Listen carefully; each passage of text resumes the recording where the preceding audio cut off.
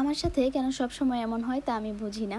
যাই হোক, আজকে গিয়েছিলাম ঘুরতে, আর যাওয়ার পর এই আইসক্রিমের দোকানটি আমার সামনে পড়ে। কিন্তু ইন্টারেস্টিং ব্যাপার হলো, এই দোকানে কোনো মানুষ নেই। রোবট আইসক্রিম মেক করে আমাকে দেবে।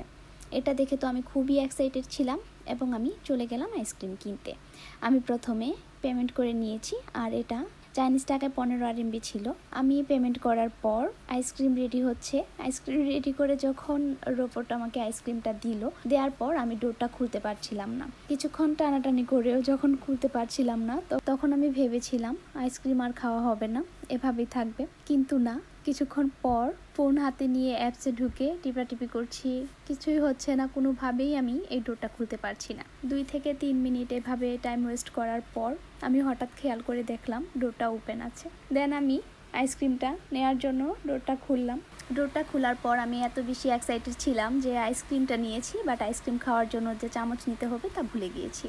আর আমি আইসক্রিমটা নেওয়ার পর ডোরটা আবার ক্লোজ হয়ে যায়, আর কোনোভাবেই এটা আর আমি খুলতে পারিনি। শেষ পর্যন্ত কি করব, তাই কিছু করার ছিল না, হাত দিয়েই আমার এই আইসক্রিমটা শেষ করতে হলো।